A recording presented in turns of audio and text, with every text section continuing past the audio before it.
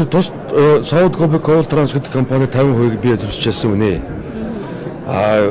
Зээл авсан компани байсан. Би хамт ажиллаж байсан залуучуудаа тэр 50%-аар шилжүүлж өгсөн. Миний оролцоотой байсан гэж ойлгож болно.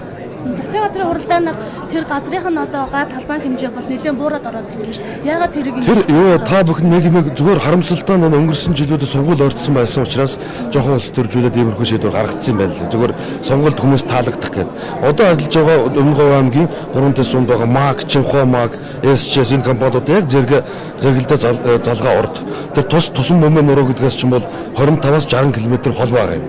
Зүгээр нөгөө олон улс сонгуульд өгчээсэн учраас улс төрийн нөхцөл байдлаар намайг одоо янз бүрийн байдлаар гутаанд оруулахын тулд тиймэрхүү зохион байгуулалтаа явсан. Та бүхнийг би нэг зүйлийг хүсэж байгаа нь одоо олон нийтэд зөв мэдээлэл хүргэхийн тулд одоо яг нөхцөл байдал газар дээр нь байгаа газар тэр ерөөсөө нутгалж байгаа тусан бөмбөг нуруугаас хэдэн километр хол зайтай байна гэдгийг очоод сурвалжлаасаа гэж би хүсэж байгаа.